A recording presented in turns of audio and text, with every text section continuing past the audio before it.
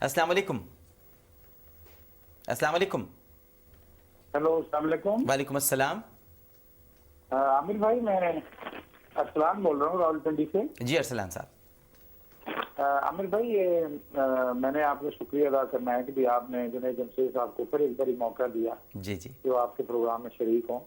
انہوں نے ہمیں موقع دیا کہ ہم ان سے گفتگو کر سکیں. جی عامر بھائی آپ بھی کار خیر میں شریک ہیں اور اللہ تعالیٰ نے ان کو بھی بہت بڑی نعمت عطا کی ہے الحمدللہ. کہ یہ اس ایسے فیلڈ میں آئے ہیں اور بہت سارے نوجوانوں کو اللہ تعالیٰ توفیق دے کے ان کی طرح راستہ اپنائیں. جی میں نے جنید جمشید صاحب سے ایک بات کرنی تھی. جی میرے عزیز. وہ بات میں نے یہ کرنی تھی کہ ہمارے معاشرے میں غرور اور تکبر اتنا زیادہ بڑھ چکا ہے.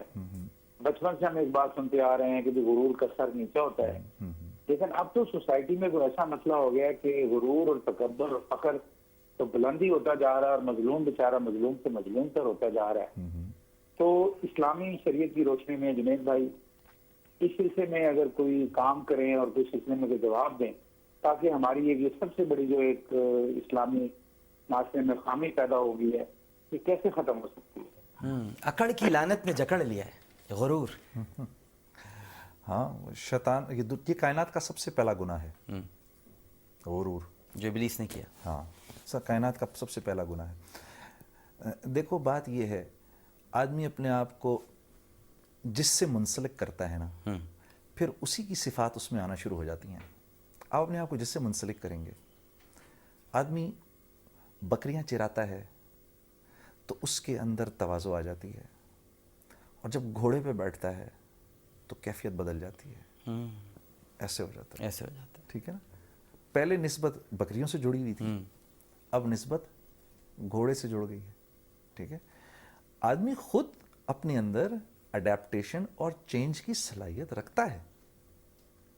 خیر اور شر اللہ نہیں فرما رہے قرآن کے اندر فَأَلْهَمَهَا فُجُورَهَا وَتَقْوَاهَا میں نے تیرے اندر الہام کر دیا ہے اچھی بات اور بری بات کا لینا دونوں ہی رکھ دیا ہے. دونوں ہی ہیں تیرے اندر موجود ہیں. ٹھیک ہے. ماحول کا تجھے اپنے آپ کو پابند بنانا ہے. لیکن تو اسی لیے اللہ نے ہر نبی سے بکریاں چروائیں تاکہ ان کے اندر طبیعت میں تمازت آ جائے, ان کی طبیعت میں نرمی آ جائے کہ کل جب میں ان کو بڑا کام دوں تو یہ نہ ہو کہ ان کی طبیعت میں غصہ ہو. ٹھیک ہے. حضرت موسیٰ کو کیسے نبی بنایا اللہ نے؟ ایک ان کی بکریاں چرا رہے تھے تو ایک بکری بھاگ گئی تو بھاگی تو اس کے پیچھے بھاگے. اس بکری نے اتنا دوڑایا ان کے پیر چھل گئے. آخر انہوں نے پکڑ لیا اس کو. جب پکڑا تو بجائے اس کے کہ اس پہ غصہ کرتے اس کی حالت دیکھ کے آپ کو اس پہ رحم آ گیا تو آپ نے اس کو پچکارنا شروع کر دیا. تو کیوں دوڑی اتنا؟ تو دیکھ تو نے اپنا کیا حشر کیا, میرے بھی پیروں میں چھالے ڈال دیے. پھر اس کو نہلایا دھلایا. اللہ کو یہ بات اتنی پسند آئی, اللہ نے فرشتوں سے کہا اس کو میں عنقریب نبی بنا دوں گا اپنا. جو جانوروں پہ ایسے رحم کر رہا ہے وہ انسانوں پر کتنی شفقت کرے گا. کیا بات ہے. ٹھیک ہے. تو جس سے آدمی منسلک ہو جاتا ہے پھر وہی صفات آنا شروع ہو جاتی ہیں. اب دین کیا ہے؟ دین میں آدمی کس سے منسلک ہوتا ہے؟ اللہ سے اور اس کے رسول سے. ٹھیک ہے.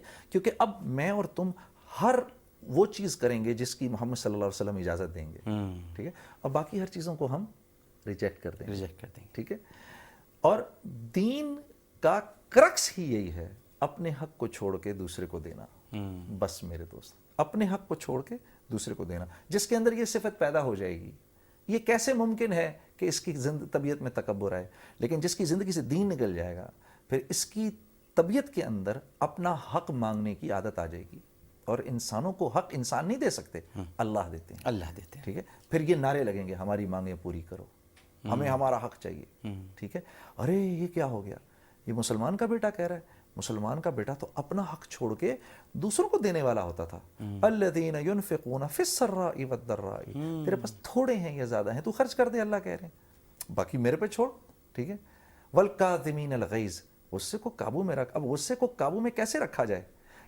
اس آدمی کا تعلق تو کسی بڑی سیٹ سے ہے, اللہ اور اس کے رسول سے تو فارغ ہے یہ بالکل. تو اس کے اندر کہاں سے تواضع آ جائے گی؟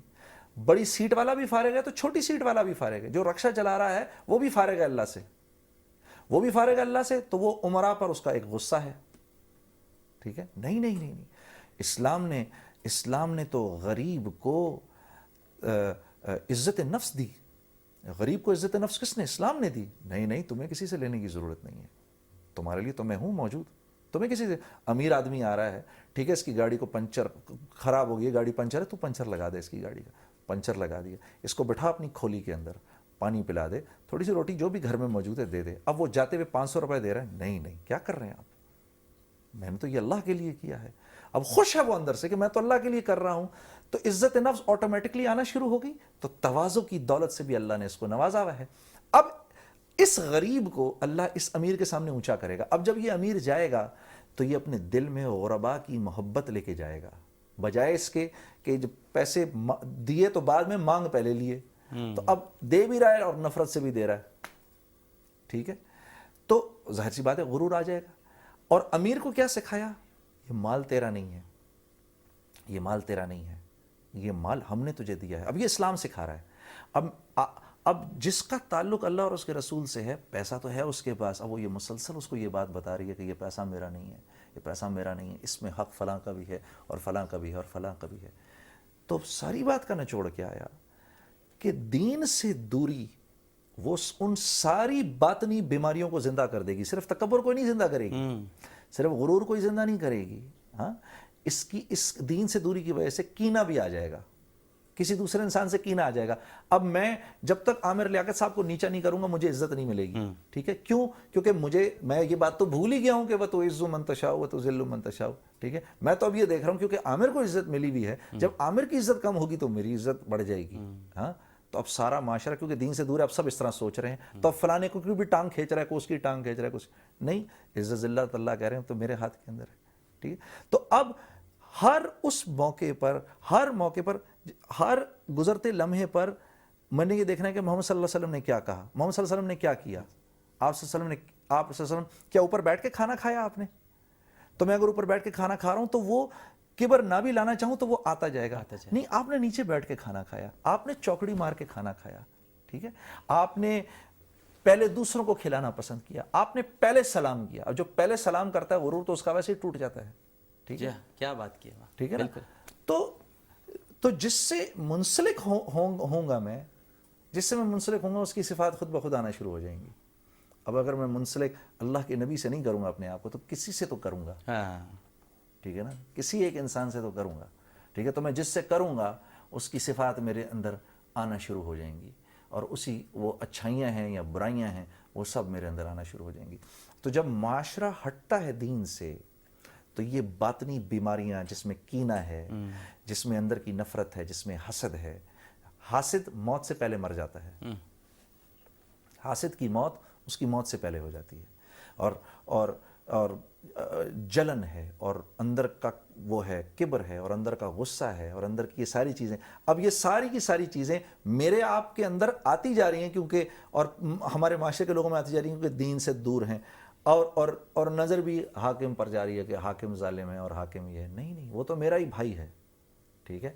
अगर सारी की सारी कायनात के सारे लोग ये चाहें कि ये आदमी हुक्मरान ना बने और अल्लाह चाहे कि ये हुक्मरान बने, तो उसने हुक्मरान बनना है। बेशक बेशक, सही फरमाया।